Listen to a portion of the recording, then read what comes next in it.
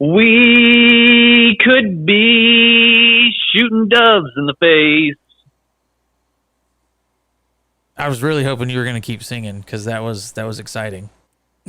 I really liked it, but that's all I got. That's all my Elton John brain can come up with. That's it? But I'm serious, like we could be shooting doves in the face.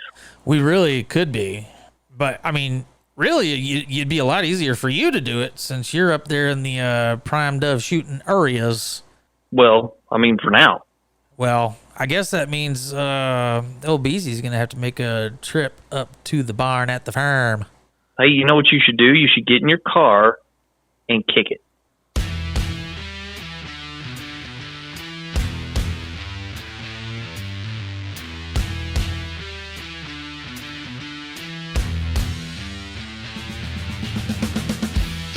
Well, good afternoon, all my wonderful listeners out there, and we got something special for you today, but aggravating for us. It's special because it sounds different because we're separated by like 3 hours of drive time, and it's aggravating because we really didn't want to do that this week. No, we did. But here we are.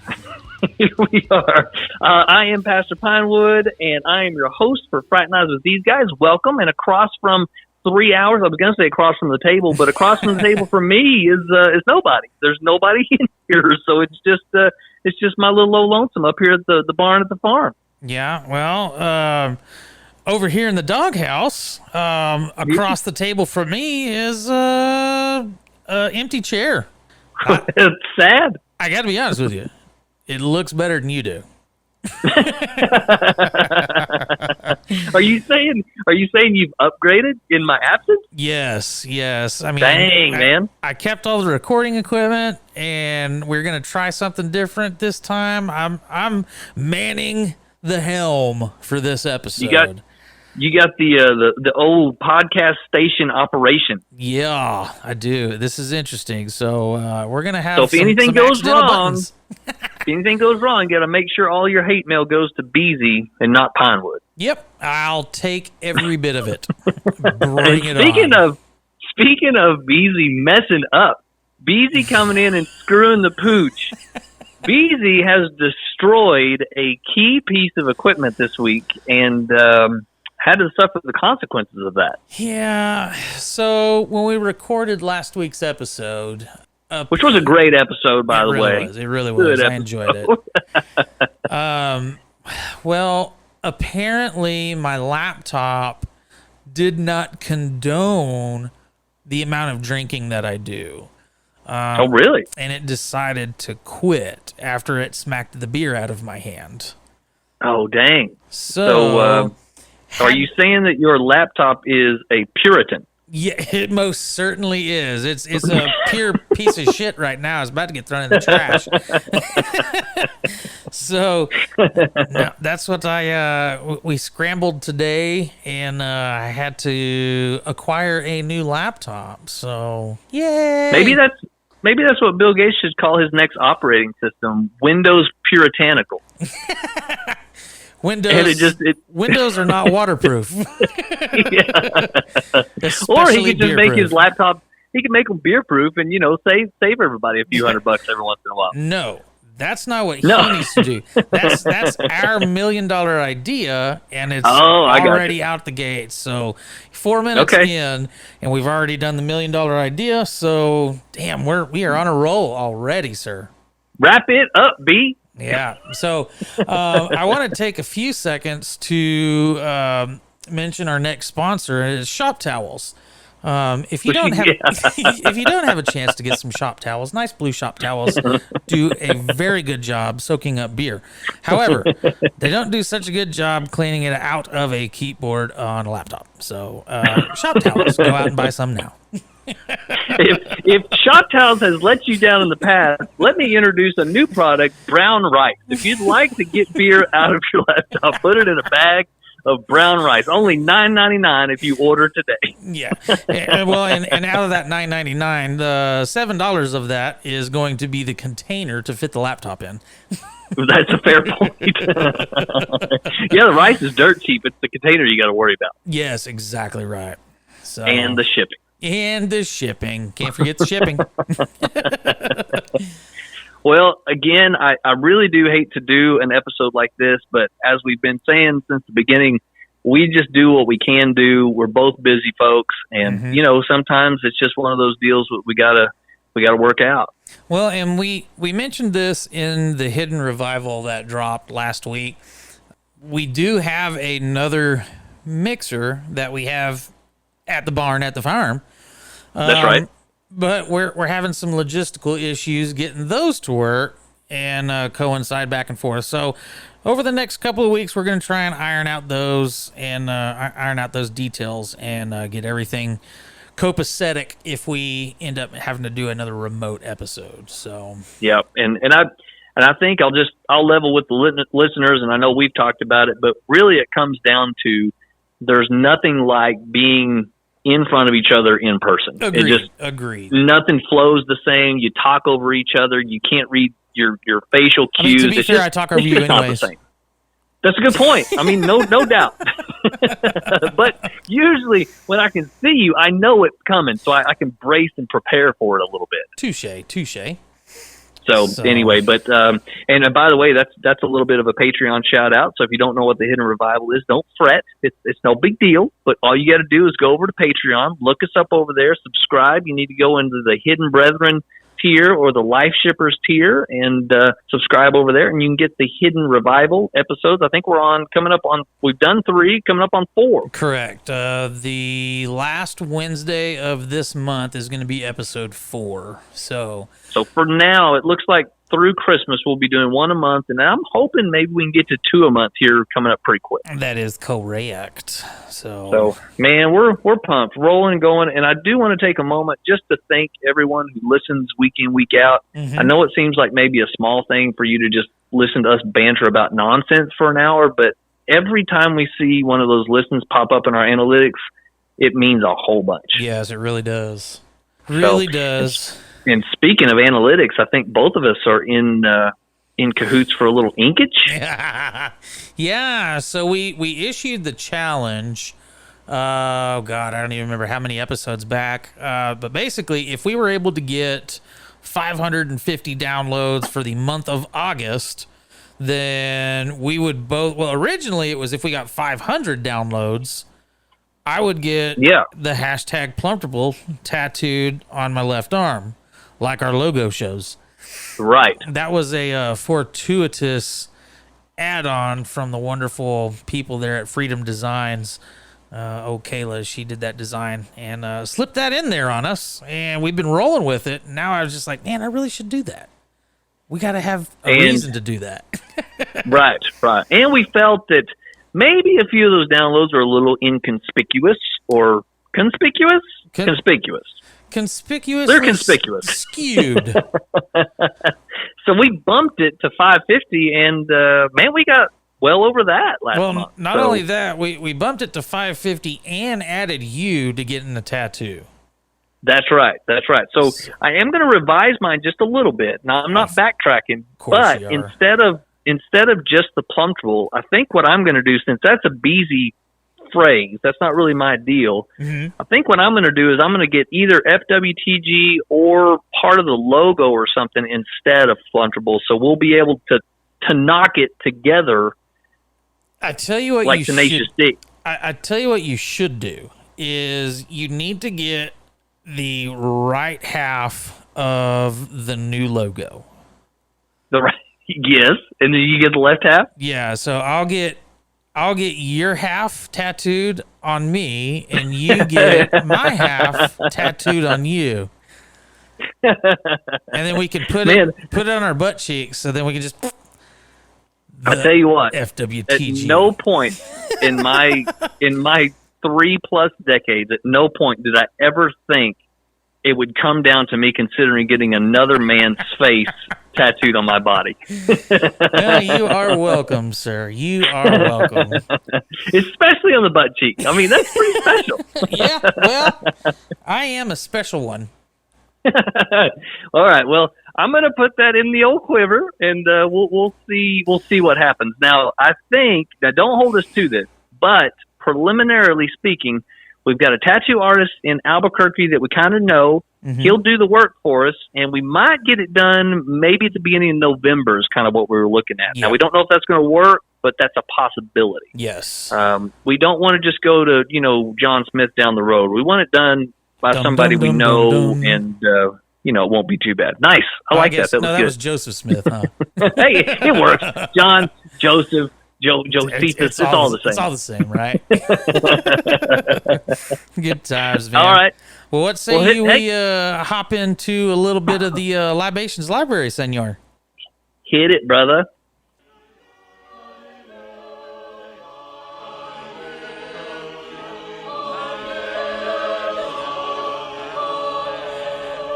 Libations!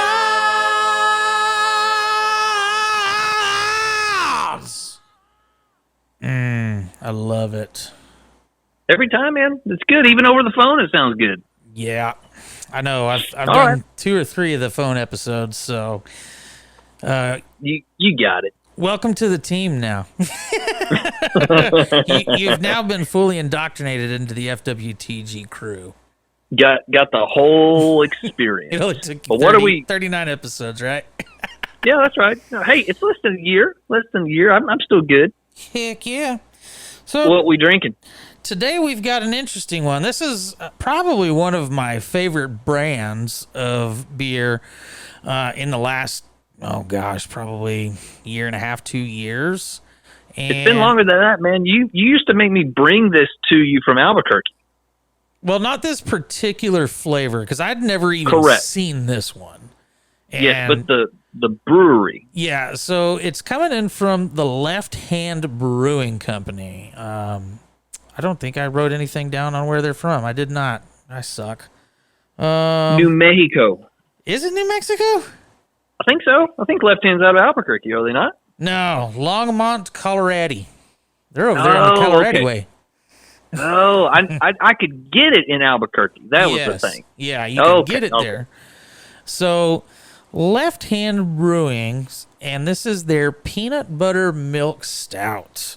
And now, the one that you always gravitated back to was just the regular Left Hand milk stout. Just the nitro milk stout, yeah. Okay, all right. And it's pretty solid. Yeah, it was, man, I've dumped a lot of gallons in my face for that stuff. I'd have been really sad if that's what got dumped into the old laptop, but yeah. Well, it's posterity's sake. There you go.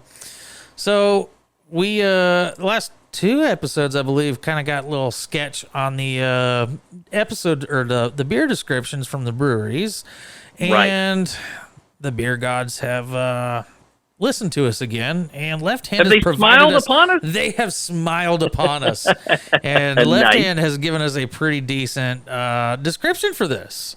So you know why they smiled on us? I bet you because it was one of my favorites.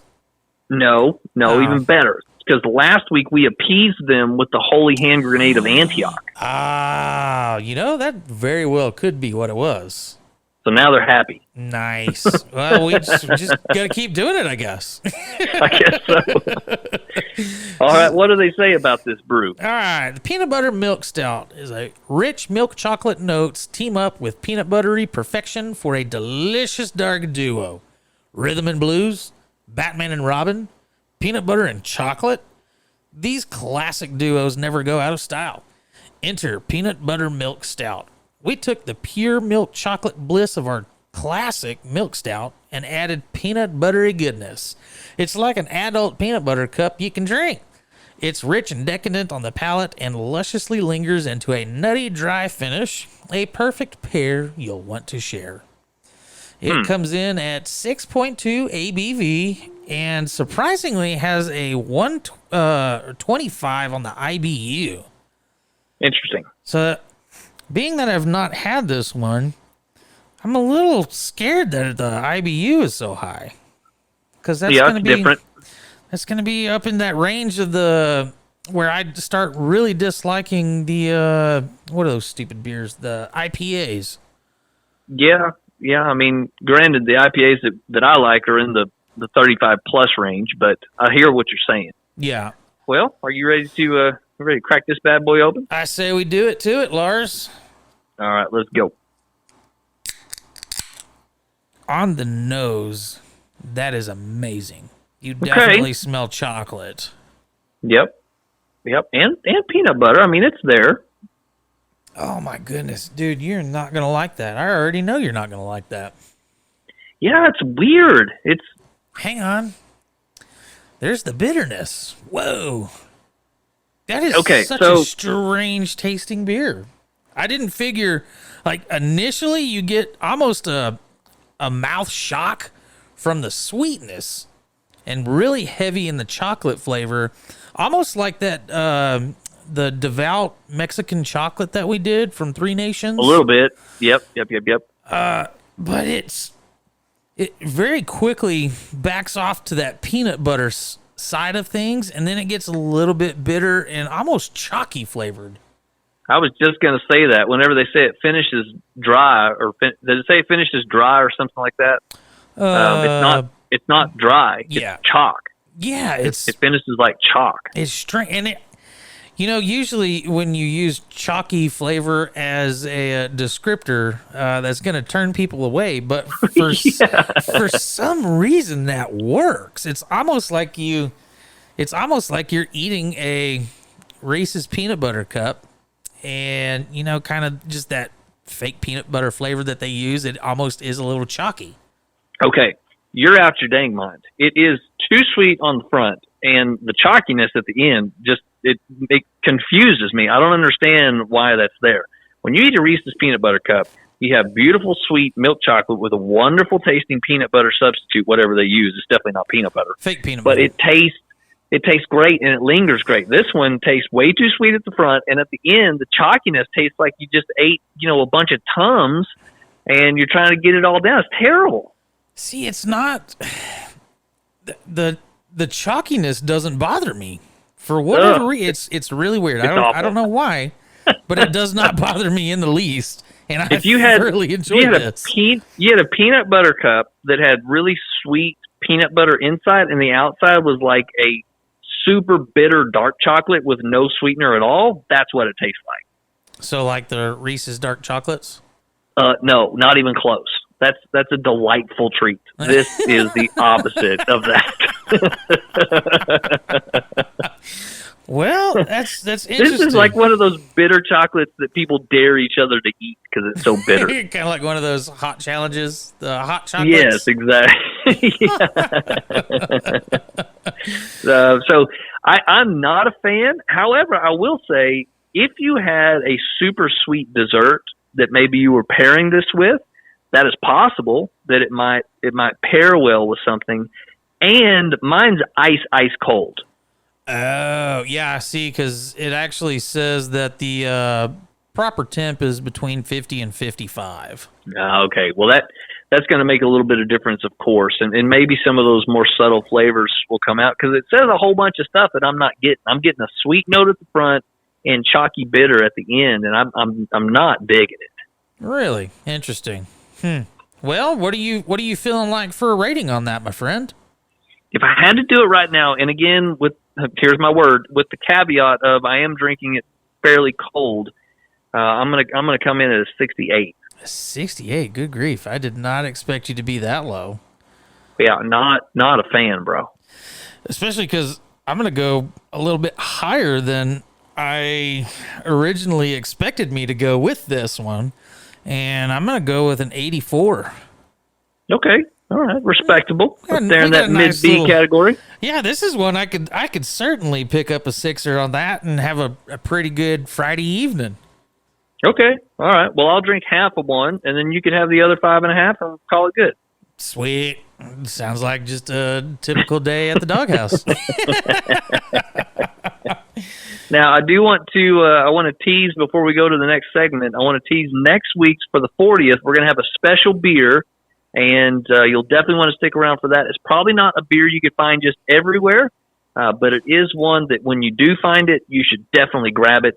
We've had it. I've had it in the past. I'm not sure if Beezy has. I'm going to surprise him with it, and you'll definitely want to stick around for episode 40. We got some cool stuff coming next week. I'm already excited. You should be, sir. Awesome. Well, Cool. let's jump on in to a little bit of that 4 questions, eh? Do it, son. 4 questions. Oh, back to the old boring one. Yeah. Well, you don't have that one set up on the hotkeys yet, so I 100% blame you for that one. Okay, I tell you what. Can you do the little entrance? 4 questions. Nice. How was that? I like it. I like it a lot. I didn't know if I could get up there again. Were you cupping the bulls? I was lifting out of the seat a little bit. Nice. You're going to do 1 and 2, and I'm taking 3 and 4. Is that right? That is correct. All right, man. Let's hit it. This first one is coming in from Brandon. And Brandon wants to know, how do I order scotch like a man? What a great question. I know, right? Yeah, that's a good question, and one I'm really anxious to answer. And can I go first? Please do. Okay. Here's the way that I would view it. If I'm sitting at a bar and you come up and order, here's the respectable ways to order scotch. Okay. First and foremost, you need to know what brand you're drinking, or what price point. I'll respect either one. If you come up to the bar and you say, I want a Balvenie or a Glenmorangie or whatever it is, I respect that. That's first and foremost. Or a price point, or even a year. I want a 15-year-old scotch. If you know those categories, that's going to immediately separate you from just some yahoo that's trying to impress his girlfriend, right? So basically you're just saying do some book learnings before you go back up to a bar. Yeah, and you don't even have to know that much about it. Just understand that there are parameters and levels of scotches, and don't order. Well, I'm getting ahead of myself. That's first and foremost. Okay. Secondly, do not order anything except for a single malt and scotch. Agreed. Unless I'll give one away. It is respectable to order a scotch and soda. It is. And I've drank my fair share of scotch and sodas. So if you do a scotch and soda, do not ruin a single malt with a scotch and soda. You have to use a blended. You have to use blended. Now, I'll allow that because I don't really consider blendeds to be much of a scotch anyways. Okay, that's a fair point. I prefer mine, of course, neat with a splash of water or 1 ice cube. Okay. If you order it on the rocks, I immediately hate you. You have ruined a glass of scotch. Absolutely ruined a glass of scotch. You better be drinking that bottom shelf scotch, that space side crap. That's right. And then tip well. You need to honor whoever's pouring your nice glass of scotch. You need to tip that person and be polite at the bar. If you're an asshole and you order scotch, I have no respect for you whatsoever. Yep. A gentleman should be ordering scotch, not just your drunk idiot at the bar. Right. Those are my parameters. Okay. Well, I think that is fair. And see, okay. I think first and foremost for me, I'll give my parameters. First and foremost for me, be a man. To order a scotch like a man. That's the end of your... that's Beezy's instruction. No other instruction. First, foremost, and last, be a man. Be a man. Go to the bar. That's fantastic. And just take the bottle of scotch. Oh, dang, son. You're... We should submit that to that guy. Oh, dude, that's hilarious. Yeah, that guy's funny. If you've not gone to TikTok, you can find him. I forget what his name is, but that's what it is his whole premise is something, be a man. And take up the whole couch, be a man. And those people who don't recognize that, who do not watch TikTok, they probably do more in life than we do. Because, man, it is a time suck. Good on them. Good on them. We appreciate you devoting enough time to listen to us. Yeah, no doubt. No doubt. So, what else you got on ordering a scotch? I agree with your step number 2 on the ordering. I personally order mine neat. Always have. Okay. If I'm sitting at my house and I'm drinking scotch and I'm having more than 1 or 2 drams or like a half a bottle or a full bottle, Good Lord, man. then I'll probably do an ice cube. But I keep mine room temperature, so that's how I prefer to drink my scotch. And I say that depending on the scotch. I mean, if it's an upper end scotch, yes, I prefer those room temp. Some of the lower quality scotches, and you can usually tell after your first dram. Those lower quality ones, if it needs a little drop or 2 of water or an ice cube, then I'll do that. But for the most part, it's just neat for me. Okay. And then, like you said, be a gentleman. Don't be a doucher. Yep. You have to tip. You gotta exemplify what you're drinking, man. You're refined now, sir. You just ordered a scotch. That's right. That's right.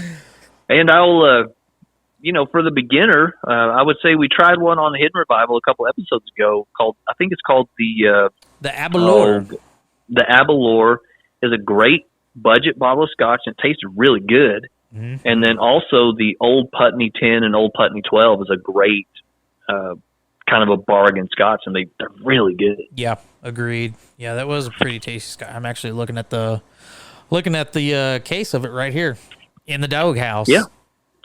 Well, it was good. It was good. All right. Well, I feel like we've given Brandon plenty to go on, and just go out there and experiment a little bit, my friend. Yeah, and the scotch is not sex exclusive. So if you're a lady and you like the scotch, get out there and order you ones. Yeah, more respect. Yes. That's how you get some guys to hit on you at the bar. You order yourself a scotch. You're like, Jesus, she knows how to drink. She is not going to be needing her hair held back when she's throwing up tonight. Yeah, that's true. She's going to hold my hair back. Something else it might do for you, if you are a lady and you're trying to make sure none of the scrubs come and talk to you, if you order your scotch properly, they may be so intimidated they won't approach you. That is a valid point. I didn't even think about that one, but that is a great point. You'll attract the cream of the crop. Yeah. Well, I like that. It's awesome. That's a brilliant perspective. Well, what do you say is about question number 2, sir? Shoot. All right. This one is coming in from Martin. And Martin wants to know, is it bad to bring restaurant food to a potluck where everything else is home cooked if I no longer have time to make it myself? Is it bad? Yeah. No. Not even a little bit. So you're a pastor. I'm sure you do like Wednesday night potlucks, don't you? We do. Well, we cook meals, but we do potlucks on a monthly basis, and there are some potlucks that I wish somebody would have brought something from a restaurant, because a lot of times, all 10 ladies, they'll all make a dessert, and you got like 2 things of meat, and it's not enough to go around. And 53 pies. Yeah, so sometimes if somebody brought in a 30-piece nugget from Chicken Express or McDonald's, man, we'd be rolling in high cotton. I say, I'm gonna bless this meal that we're about to have. Dear Lord, thank you for everybody that brought something, but is it a little too much to ask for somebody to hook some Pizza Hut up in this bitch?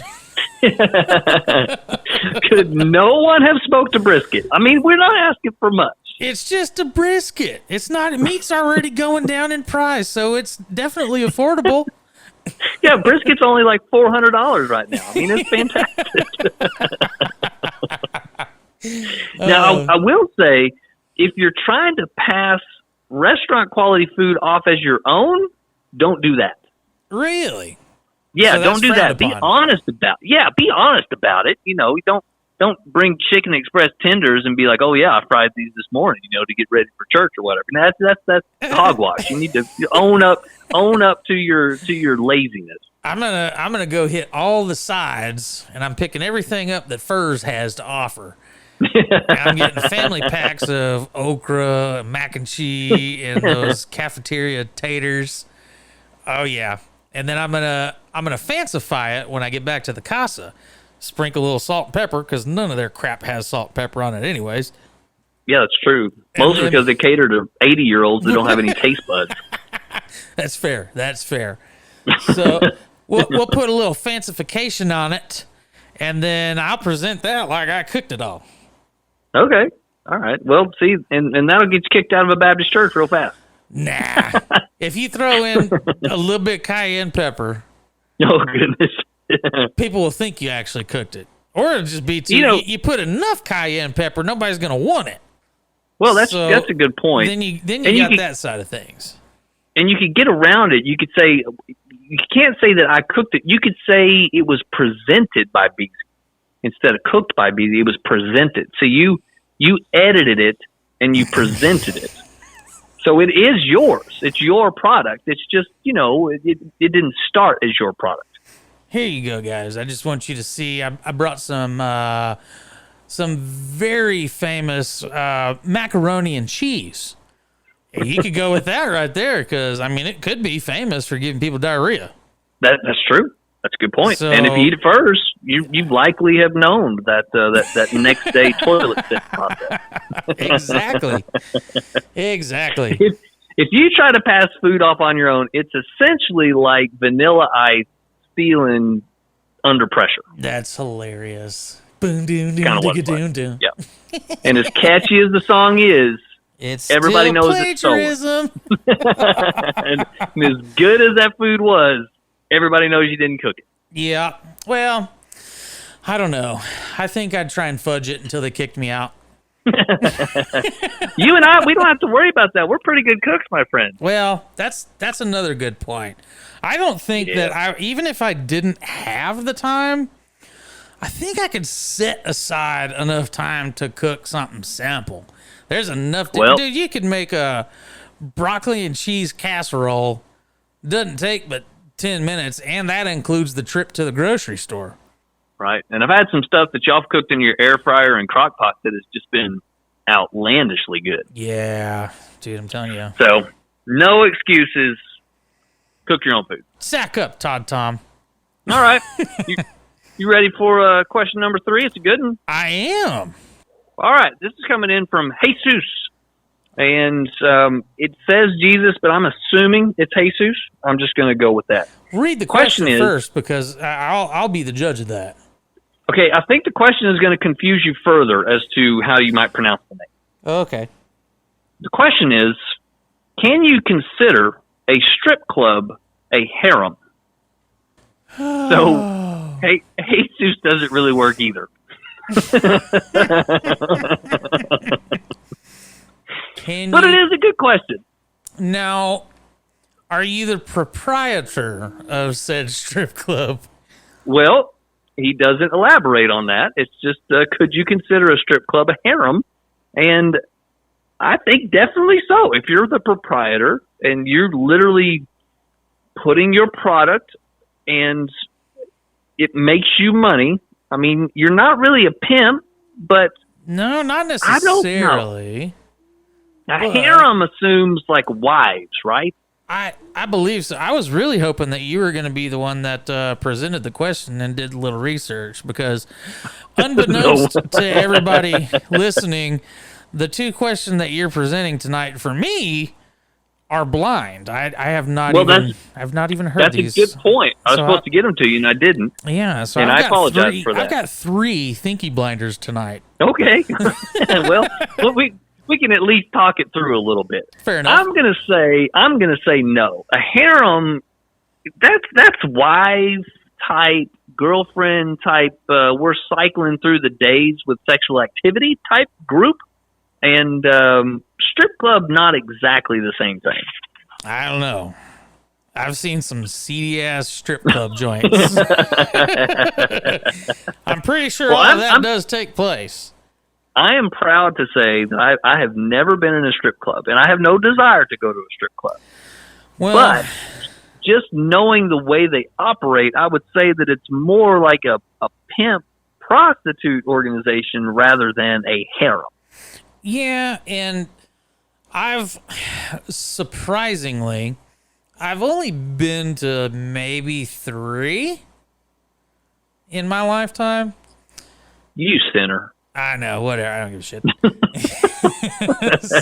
But all 3 of them, it was not a choice by me. It was really? It was a bachelor party, and I wasn't the one throwing the bachelor party. So, but I was part of the team.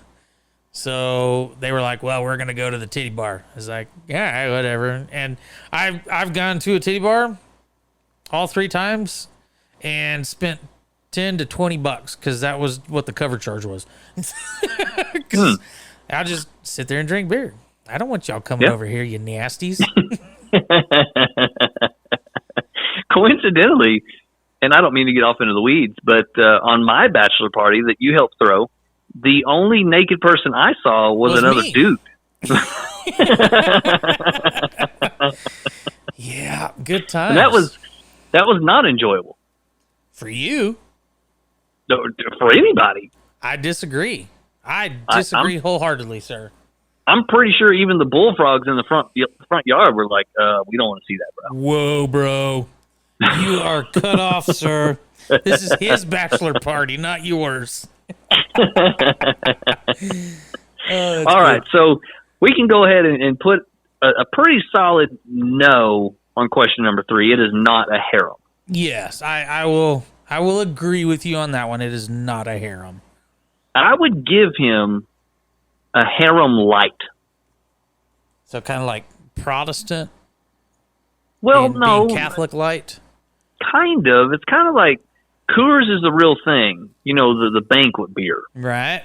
And then Coors Light comes in. It doesn't really taste anything like it, and it's just like water, but it still gets you intoxicated. So it's not a harem, but it could take the place of a harem if you don't have a harem. I suppose. And it's got to be cheaper than an actual harem, right? Oh, yeah. I have one wife, and I can't afford that one. I'm glad she doesn't listen to this. Yeah, she only, edits and puts everything out on the facials. And I said facials on the socials. Yeah, that's the harem. That's the harem talking. All right, we should definitely move on to question number 4. Yeah, it's a little bit more. I'm gonna need you to fix this whole section in post. No, it's staying in exactly the way it is because that's hilarious. Beauty. And on this one, I would like to hear some input on whether y'all think a strip club is a harem. I would be curious where y'all line up on that. Agreed. And also, I'd be curious on how we pronounce Jesus whenever he asks a question like that. I think it's Jesus. Would you look at the time? Well, it might be. You're welcome, Dave. All right, question number 4. This is from Grandma Nelda. Granny Nelda. Yep. She says, I need an insult for my 3-year-old. He called me a pee-pee head yesterday, and I need to get him back. I would like to have an insult that doesn't necessarily have any profanity. I don't want to offend him, but I do want him to feel really bad about it when I call him whatever it is. Can you help? So I'm going to kind of leave this to old Beezy the Heathen because you have a child, and at some point you're going to be called a pee-pee head. And what is a respectable but not damaging insult you could hurl back at that child? Well, if I'm a pee-pee head, you're a caca face. You're doo-doo brains. Doo-doo brain's pretty good. I like that. You're a shit-faced cockmaster. You're 3 years old. They're not going to know those cuss words. Yeah, I don't know, man. That's a little harsh. Well, it depends on the tone that he used that in. He's like, Ganny, whatever your face is, you're a pee-pee head. Yeah. Well, I'm probably going to throw a shoe at him first. Interesting.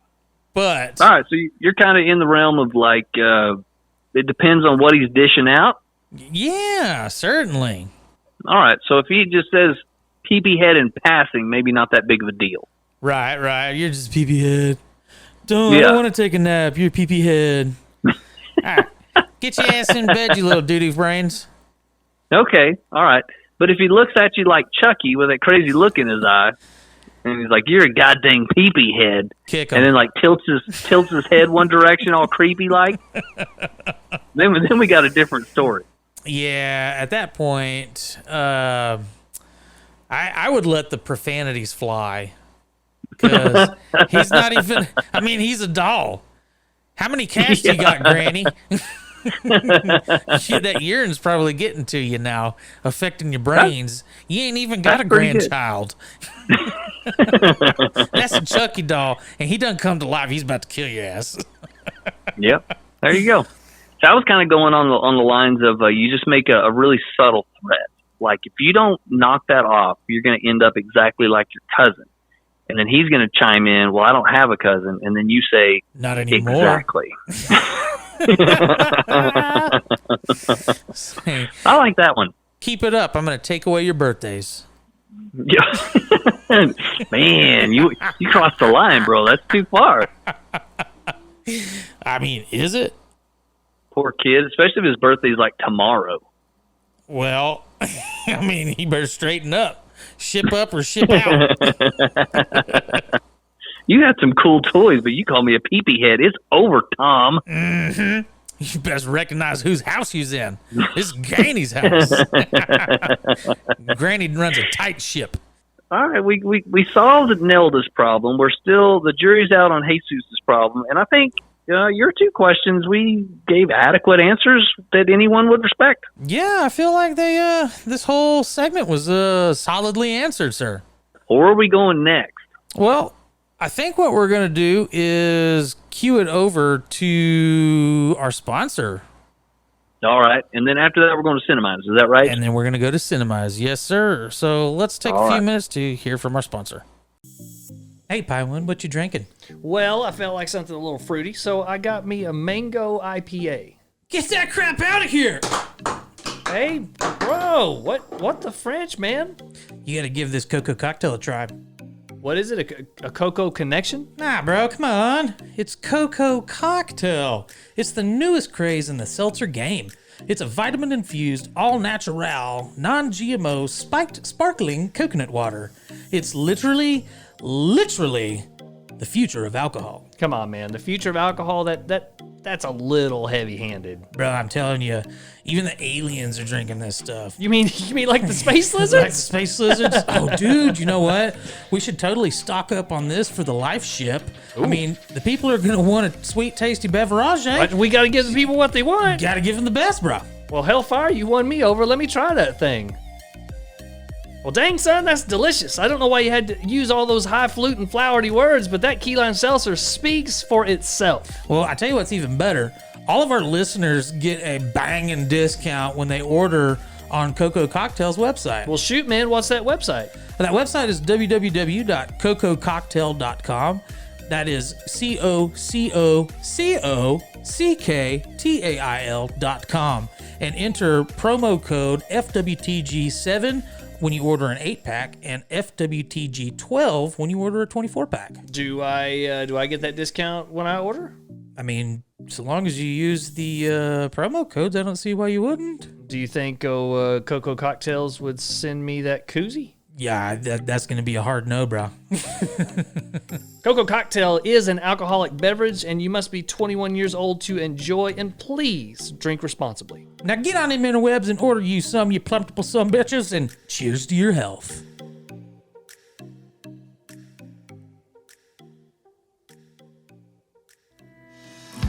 Let's face it, men. That rambunctious stench that's been ruminating in your boxer shorts for most of the day isn't something to be proud of. And historically, that particular sweaty unpleasantness has just been a living hallmark of the hardworking man you are.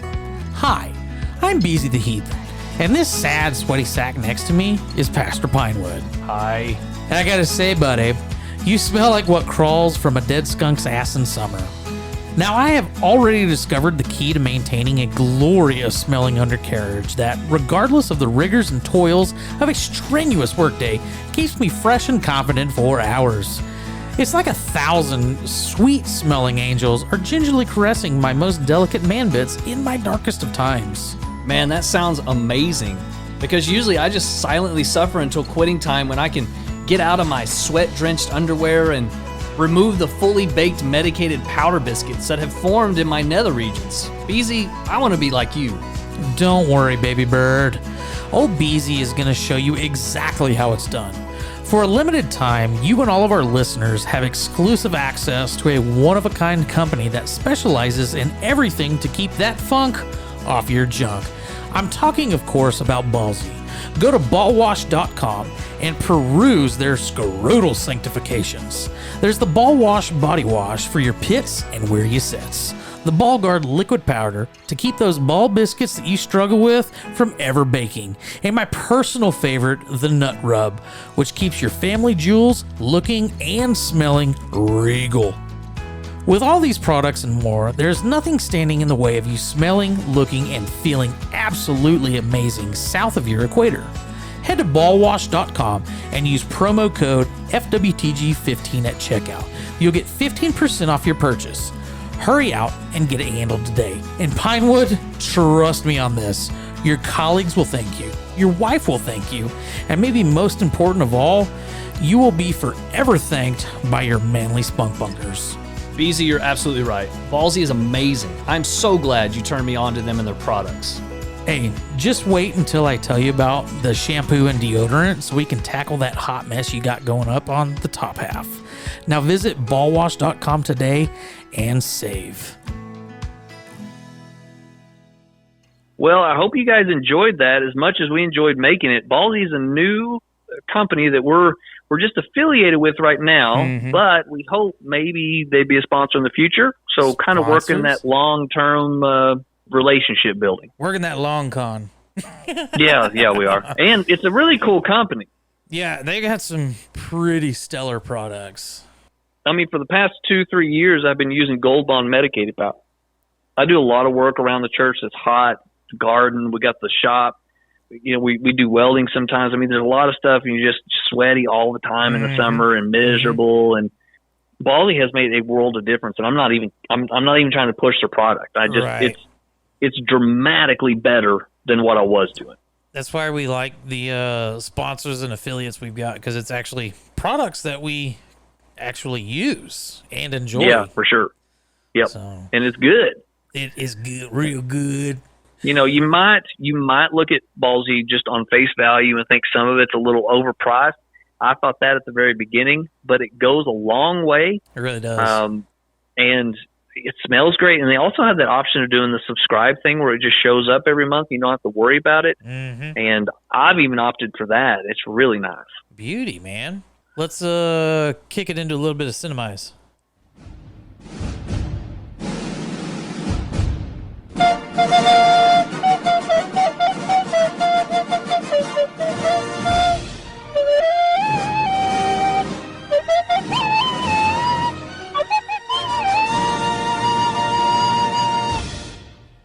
Now, Cinemize this week is a fan submit. Is that right? That is correct. This question is supplied by the one and only Austin Snow White Logan.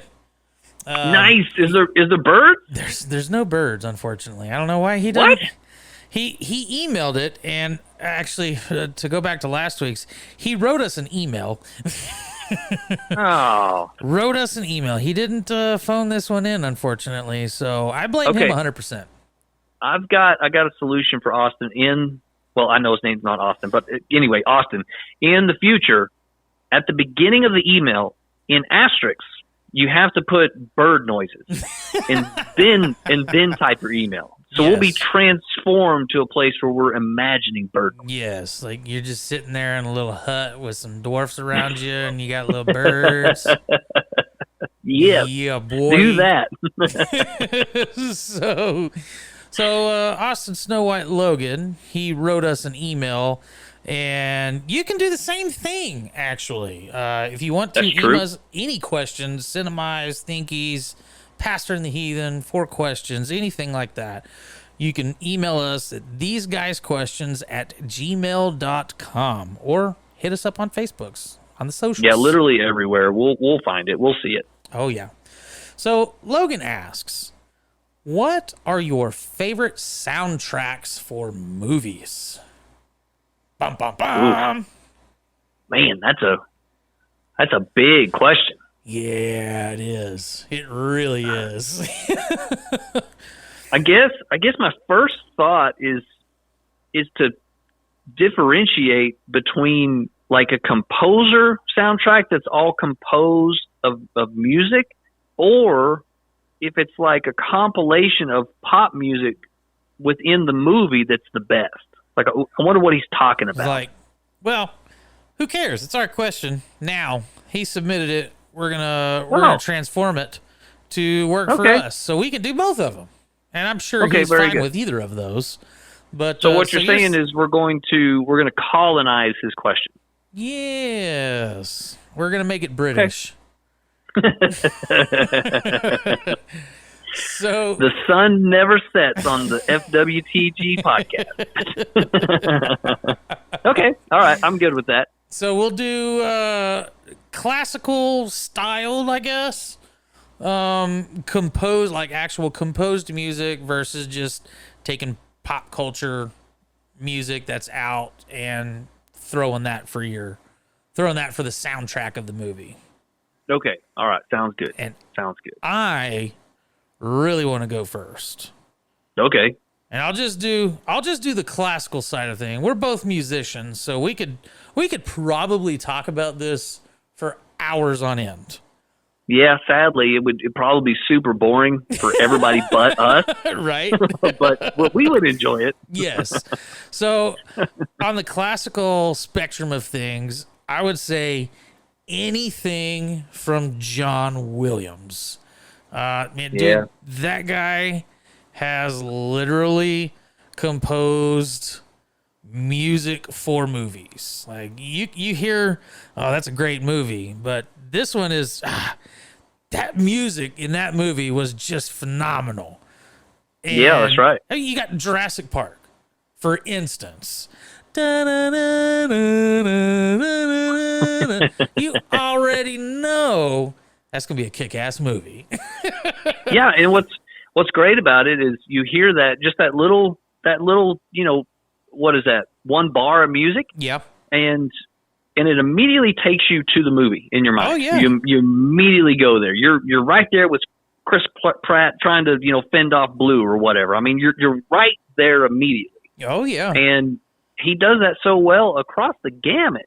Yeah. I mean, he's done countless movies, but I mean, you take Jurassic Park as a good action movie, and then he's even got the really good dramas. Like he did the whole soundtrack for Schindler's List. Yeah, award-winning music, by the way. And, I mean, just phenomenal. That's a good movie. If you've not watched it, I highly recommend it. And then, I mean, probably the biggest one is Star Wars. I mean, I think the music itself defines half of that world, that mythos. Well, he's got the themes for all the characters. Yeah, he's got the Darth Vader theme. He's got Leia's theme. He has Luke's theme, and you hear it all the way through, even the new movies. And it's almost like they could just recycle that original music, and it works brilliantly. Yeah, well, when you got good shit, you got good shit. Yeah, and and not only complicated, wonderful composed music, but he also did Jaws. He made an entire franchise with 2 notes. I mean, he did a G and a G sharp, and he was like, nailed it. Pack it up. I told you to do the little bendy thing. He's like, now give me my movie check. And done. Next song. But and some of the other ones that you don't think about, E.T., Catch Me If You Can, and of course Indiana Jones. Right. He just runs the gamut from single movies to the biggest hits, he's phenomenal. Yeah. I can't think of a bad movie that he's done. No, there really isn't. And that was one of the things growing up, one of the first few CDs that I remember getting, and I probably got it from the Columbia House. Nice. But it was John Williams' greatest hits, and it was a 2-disc set. Heck yeah. Oh my God, dude. We just pop that in the CD player. And I was balling back in the day. I had like a 6-disc CD changer in the bedroom. One of them big ass boom boxes. And just set like 6 classical discs in there and let it play all night. Oh, dude. Best sleep of my life. Then I started getting bills. What's really funny is you said you were balling. I thought you meant like you were sitting on your couch listening and like shedding a tear a little bit because it's so beautiful. just a gangster. I'm having a thug cry. That's hilarious. Well, on that same note, you've got Howard that did all of the Lord of the Rings films, and he's known for a bunch of other stuff too. But I mean, that's definitely his pinnacle. Right. Hans Zimmer is prolific. He has done a ton of movies. Yeah. And one of my favorites by Zimmer is Unbreakable, as well as Glory. I mean, just solid. Well, and the thing that trips me out about him is he is such a great composer, even after getting thrown off of the Nakatomi Plaza. Touche, sir. Touche. Three people will understand that reference. If you hear Hans and you don't automatically jump to Die Hard, I don't think we can be friends. Yeah, probably something wrong with you. Yeah, probably something wrong with you. That, or if your first inclination is Hans and Franz when you hit the pump. Yes, yeah. I'll accept that as well. That is an acceptable tie for first place.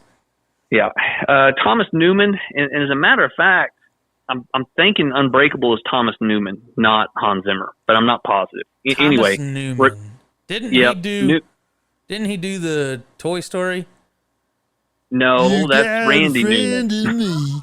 That's Randy Newman. You're crossing into the next category. You got to wait just a moment. Thomas Newman and Newman has done. I mean, you can hear his style. And as soon as you hear it, you can almost pick it out. Yeah, okay. So my wife's a huge fan. She's a trumpet player. He uses a lot of trumpet stuff. And, what is that? Meet Joe Black? Wonderful soundtrack. Okay. And that's Newman.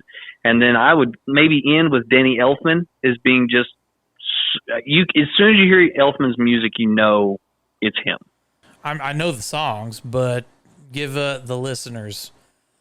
Well, Danny Elfman did everything that Tim Burton does is Elfman. Okay. And so any kind of like creepy composed music in a movie, if it's dark, the whole thing, yeah, you can almost guarantee it's Elfman. Did he do Nightmare Before Christmas? Yes, he did. Or I'm pretty sure that he did. Nice. Okay. So he's a winner in my book. Yep, no doubt. Now, if you jump ship and go over to the Just Pop Music compilation, I got to say Maximum Overdrive, because the whole thing is AC/DC. That's hilarious. Because you know what? I only had one for just pop culture that popped into my mind, and it was the Marvel's Iron Man. Because that entire movie, I'm pretty sure that entire movie was the AC/DC. Several different. Yeah, for the same reason. Because the whole soundtrack was like AC/DC. It really is. That's true. That's great. That's true. Another one that as soon as you hear the music, you know exactly what it's from, and that's Deliverance. Oh. And you only need one song. The whole movie, you just need the one song. Yeah. Well, I'm pretty sure once it gets past the delivering part, you don't hear music. No. I'm pretty sure you're covering your eyes and your ears at that point. If you can make it to the squeal like a pig moment, from then on, man, it's all downhill after that. Good grief, that's a rough movie now. Yeah, yes it is. Worth a watch. One time. I mean, it's worth watching once. if you watch it more than once, you're probably on an FBI watch list. Probably. They're And watching we're not you. going to be friends. Yeah. What if you're Randy's watching back that movie at it. a lot and you play the banjo? Like, that's a double whammy. Oh, dude. It's a serial killer starter kit. Yeah, there you go. There you go. All you got to do is throw in a little bedwetting and the compulsory act to burn stuff, and you're pretty much going to go to jail. Nice. Is that $1 million idea? Nope. Well, I mean, that's the opposite. So here, I'll throw a caveat into that. I guess it's really not going to be a caveat, but technically it would be $1 million idea for the government because they're going to throw them in jail and we're going to pay millions of dollars to. I was thinking to say it's $1 million idea to bill the taxpayer. Yeah, as far as I'm concerned, you can put him in a cell and give him bread and water for the rest of his life. Right? I think just a bullet is cheaper. Yeah, probably so. I would add The Big Lebowski's got a great soundtrack. Ooh. High Fidelity had a wonderful soundtrack. And then just to end, every single Quentin Tarantino movie. Nice. Yeah. He does some really good finding. Kill Bill with that little, not even that, but that rockabilly group from Japan that he found. Oh, yeah. And see, he found a bunch because he did the same thing for, 'cause he wasn't technically a writer, but I think he was involved in the writing of Once Upon a Time in Mexico. Oh, yeah. And he found the group that's playing in the beginning of that movie. And, man, Wow. I've listened to some of their stuff. It's pretty killer. Well, that's a great movie. It's a great movie. And of course, the scene from Reservoir Dogs where he's cutting off that guy's ear. Michael Madsen. You cannot hear that song without thinking about that scene. Right. Slice off the ear. Yeah, I mean, it's incredible. I'll be honest with you. Good. I cannot hear that song and not instantly think of that scene. I'm telling you. I've only impressive. heard like 15, 20 seconds of the song because I hear that part and I visualize the ear getting cut off and then he jumps up off and then dumps the gas on him and I'm like, all right, end scene, next song. Yep. I do the same thing with Hotel California and The Big Lebowski. Like, as soon as you hear the beginning of that, Yeah. I go right to, the Jesus with the bowling. I mean, it's just an incredible. It's incredible how they put all that together and it sticks with it. Agreed. I will. So you're done, and I'm gonna have one more to end Cinemize on, and it was a pop culture ish because they actually wrote the entire soundtrack themselves and turned it into an album. But The Pick of Destiny, the Tenacious D. Yep. Good one to end on, my friend. Very, very good. Yes, sir. Let's get out of here and let's go. I tell you what, we were going to do Pastor and the Heathen, but because it's phone in, we don't want to waste a really good question that we have for 40. We're going to hold off on Pastor and the Heathen, and I'll just give you a little bit of a hint. It's the Gone Baby Gone dilemma. We're going to tackle that next week. Do some research. Go watch that movie, Gone Baby Gone. See, it kind of ties with Cinemize a little bit. So it's a Cine twist? Yes, and we'll kind of dive into that. But let's get out of here and let's go on to a little Thinky Blinders. All right, then. Thinky Blinders. I don't know if you heard it, but I think I got the lighter done in time. Nice, bro. Nice. We shall see. All right. Well, you've already had 2 Thinky Blinders because I didn't get my questions to you. Fair. So why don't you go first, and I'll give you a break. All right, then. Okay, and this one's going to be super exciting. I'm very eager to see where you go with this one. Okay. You are gifted one weapon from any fictional universe. What weapon do you claim and why? Okay, help me out. Am I fighting somebody, or is it just to have? I mean, This is your question. You set the parameters. We'll do if you're fighting somebody, what weapon, and just to have what weapon. I think I want the ring. The one ring to rule them all? Yeah. I mean, invisibility would be pretty cool. I mean, it's either the ring from Lord of the Rings, and nobody's going to defeat you, right? I mean, you're going to go crazy eventually and try to take over the whole world. I mean, for sure. But you're going to rule them all. And the race would work for me at some point. So, yeah, I'd be fine with that. Or Excalibur. And I'll just be king, and, I'll have my Knights of the Round Table, and we'll be good to go. Okay, I like it. So visions of grandeur is where my mind goes with that. I want to rule over everyone. They bow at my feet. They throw roses at me when I walk down the street, that sort of thing. And that's only going to happen if I have a magical ring or Sword Excalibur. Okay. I'll allow that one. That's pretty decent. Let's be honest. Nobody's going to be bowing to me anytime soon. So I'm gonna have to have one of those sweet weapons. So I actually found a pretty interesting website, and it goes into basically the power levels of these specific weapons, and it measures everything with the energy of devastation in joules, which is force, basically. So like a typical revolver would have around 420 joules of energy. So, weird. Yeah. So reading through the list, I was like, oh man, just for posterity's sake, the one weapon that I'm going to take is Mario's fireball. Yeah. Which, according to the nerds that crunched a shit ton of numbers on that website, that has a surprising 150,000 joules.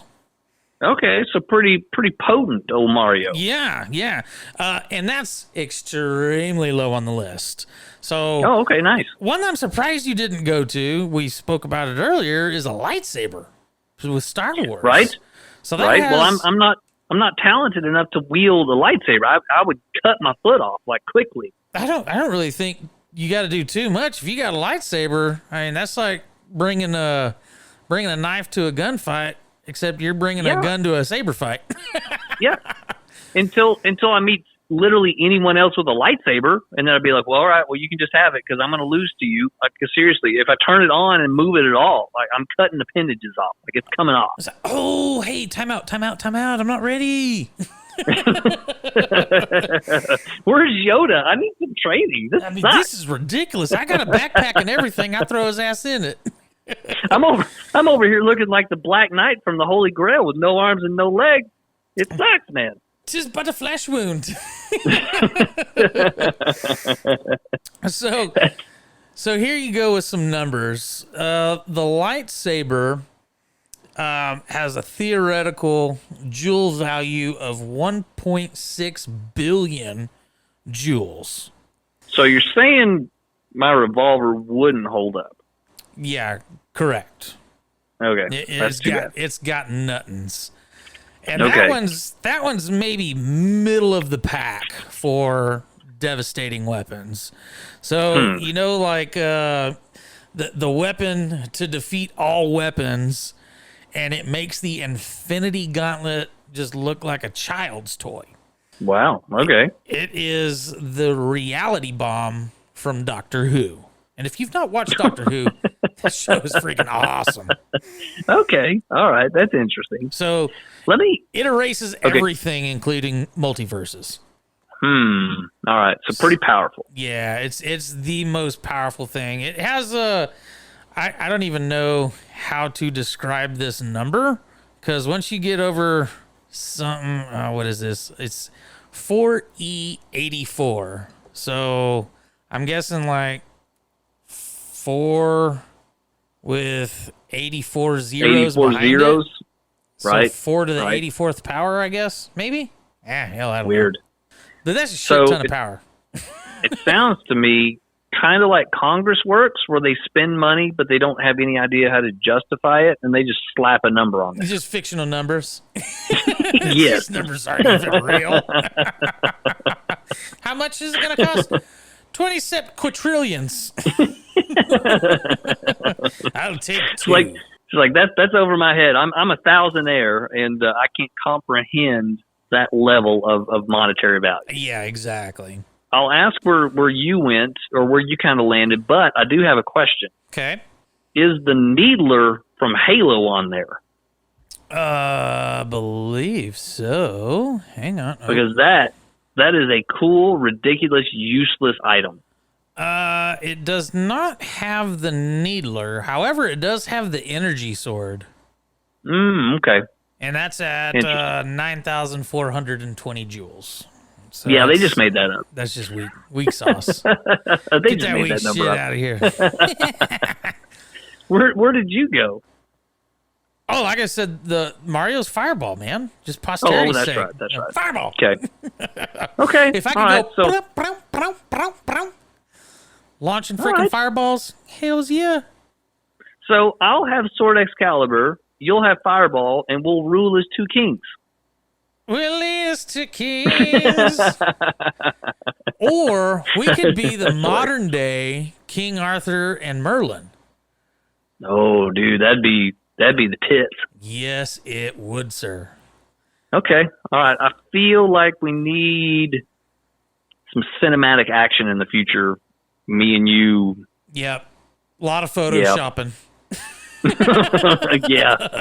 Yeah. If we could put some muscles on me, that'd be great. Yes. Yep. And just a bigger, grayer beard for me. That's all I need. Yeah, that's all you need. Maybe an extra 6 inches in height, but other than that, you'd be solid. Nah, I don't need the height. You're gonna be the midget Merlin. I've got it. I've got the height horizontally. That's hilarious. So All right, are you ready for your question? I would love to hear this question. Okay, it's goofy and silly, but it will be interesting to hear your mental gymnastics. I like it already. How would you unbake a cake? How would you unbake a cake? Yep. Okay. Well, I've seen enough of Hell's Kitchen and Kitchen Nightmares and all that to know that he's basically just got a deconstructed cake. So you take Right. it and you break it down to its core parts. So we'll go with an apple pie. So Okay, it's not a cake, but okay. Oh well, I'm going pie. I've got pie on the mind. Okay. All right, so we're gonna go with a cake. We'll go with my favorite, red velvet cake. Nice. I think I was told that red velvet cake is actually a chocolate cake. Interesting. I did not know that. I don't know how true that is. But you take the cake and you just throw it into a blender. Add some water. Throw it in the oven, about 600 for 2 days. and you're good to go. Your response to how to unbake a cake is just to bake it further. Yeah, you bake it far enough that it hits that inception level and it goes in reverse. That's awesome. That's awesome. Yeah, I mean, that's pretty good. If you have the ability to turn your oven up higher than 6, I would try that. And you start with I've got a Spinal Tap oven. Mine goes to 11, bruh. 1100? I don't know. It just says 11. It's one better than 10. Oh shit! You crank that up to 11. All right. Well, I had time to think about it, so I have the solution. Okay. You take the cake and you put it in your time machine, and then you just go back to before it was baked, and boom, bada bing, your cake is unbaked. Huh. And mum's the word. There you go. There you go. So, well, easy enough. Hey, man, you just gotta have we a solved the world's time problems. You just gotta find that little time machine. Ain't no thing. This is solving the world's problem, one jump at a time. All All right, man. Well, it's been a pleasure. I hate doing it over the phone, but I've had a good time. Yes, sir. I have too, sir. I really enjoyed it. Again, we want to thank you guys. Yeah, we need to thank all of y'all and just keep listening. And man, it's just going to get better and better, and we got more stuff coming down the pike. And I'm excited for what the new year holds. And I know we're not there yet, but we're already looking towards that. What is that? 52 that we're looking at. Yeah, and, 52 is the anniversary. It'll be here before we know it. I know. It's crazy to think about that, huh? It is. All right, you got some updates, or are we going right to ponder? I say we do a little bit of update action. All right, let's hit the music.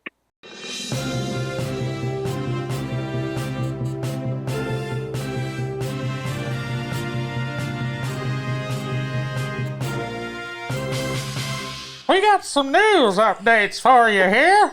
Okay, for updates today, we actually got another 5-star review, and this is coming in from Big Zippy 1984.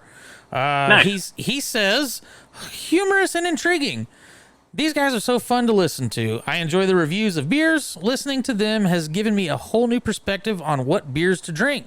The pastor and the heathen bit is interesting and funny. The cinemized part with the flute is just great. Makes me laugh every time. I'm interested in getting a few of their shirts. The explanations on them are brilliant.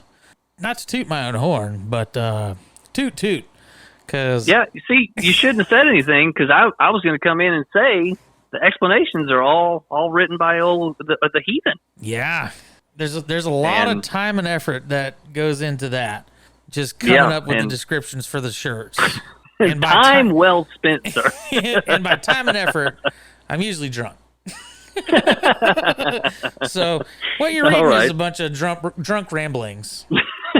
Well, that deserves buying a shirt right there. Agreed. Agreed. And we don't always read reviews, but when we get a good one, sometimes we'll read it on the air. And if you want to help us and not have to spend any money at all and just spend like 2 to 3 minutes of your time, it helps us tremendously to go to the website and leave a review. And it tracks over to Apple iTunes from the website. And so, man, it helps so much in the algorithms and getting us played to new people. It really is helpful. Agreed. Get out there and make a review. Super easy to do. Do Go it to the now. website, www.fwtgpodcast.com. All right. What else we got? All right. Next one, we got a voicemail from Nurse Ashley, believe it or not. From the nurse herself, huh? Hey guys, it's Nurse Ashley here. Finally decided I was going to do one of these voice message things. Finally. I was calling in about the episode 36. One of the questions was, what would be your favorite or least favorite way to die? I have to agree, any type of torturous way would be horrible. Not into that at all, obviously. Unless I'm paying for it. But favorite, or I guess you could say preferable way, would be a suicide pod. So I don't know if y'all have heard of that, but it's basically a chamber that you go in, and I want to say it basically just sucks the oxygen out and you pass peacefully.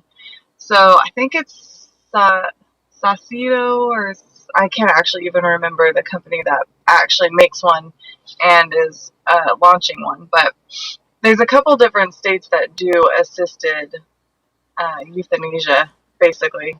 So,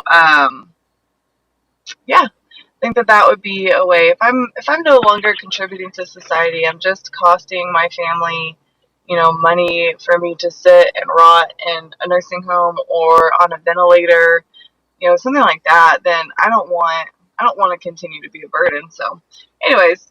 Don't know if y'all have ever heard of that before, but I think it's either called a death pod or suicide pod, something like that. And I don't know. I would consider it, although the pastor might frown upon that. So interested in what you guys think. Anyways, talk to y'all later. The more you know. 2 asterisks frowning heavily. 2 asterisks frowning heavily. Yeah, that's what I'm doing right now. I thought I would put the asterisks. I think that's something we should do for Pastor and the Heathen in the future on assisted suicide. I think that'd be a good one. So, and I don't know, man. Assisted suicide sounds terrible. Well, it's funny that she brings that up because I had actually stumbled across an article about that maybe 5 or 6 months ago. The one that I read, it didn't say anything about it being available in the States.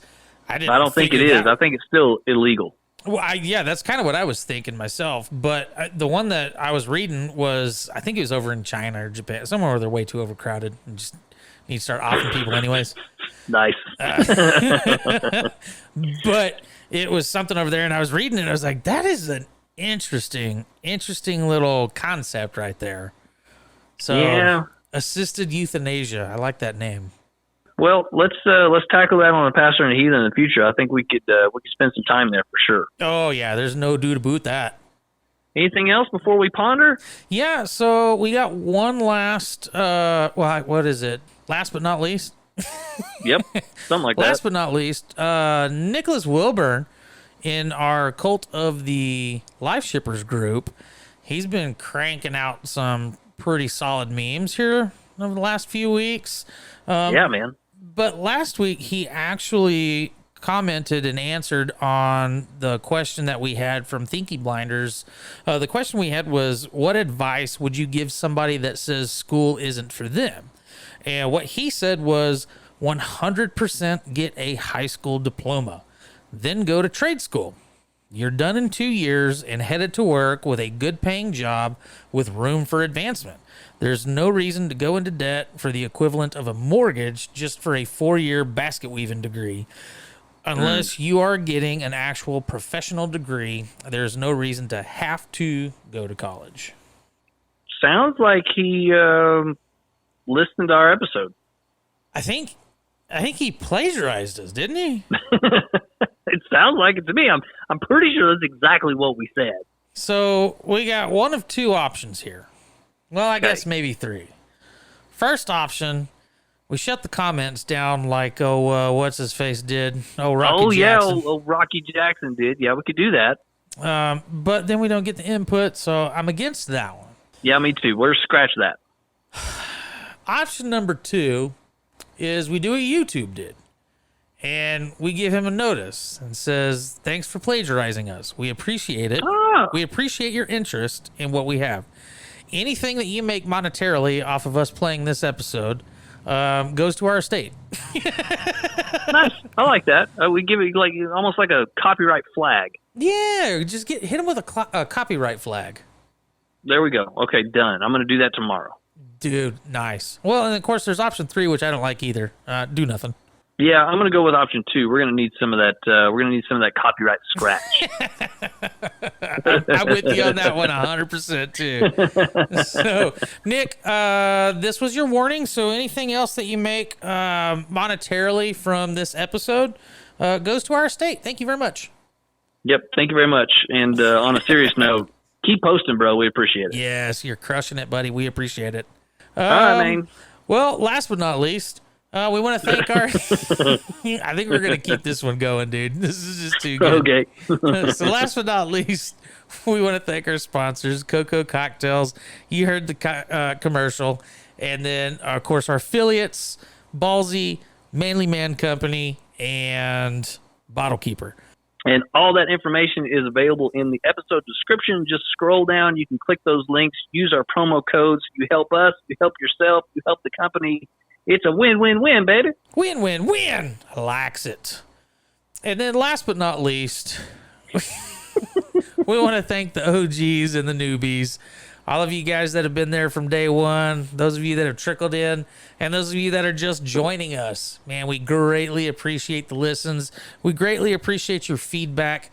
Everything that you can do to interact with us just helps build the community that we're trying to build. So jump into the Cult of the Life Shippers group if you haven't already.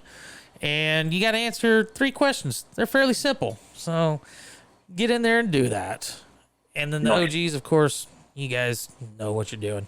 We love you. And then last but not least, we want to thank our wives because they have somehow allowed us to do this for 39 weeks. Because we've not missed an episode yet. Not yet. I don't plan to. So hence why we're doing the remote call then. Yeah, and we appreciate them more than they know probably, and we're not very good at telling them all the time. So I hope they know. Nah, we're guys. We don't have to, right? I think that's part of the bylaws. I'll buy her a beer. Well, let's get out of this one, and we'll go into Ponder This. Do it. Ponder This. A lemon is not a naturally occurring fruit. It is developed by splicing a bitter orange with a citron. Therefore, life never gave us lemons. We gave lemons life. What the heck is a citron? It's like a lemon. Well, we want to thank you guys for joining us on episode 39. This is Fraternize with these guys. We love you guys. I am Beezy the Heathen. I'm Pastor Pinewood. We'll see you guys next week.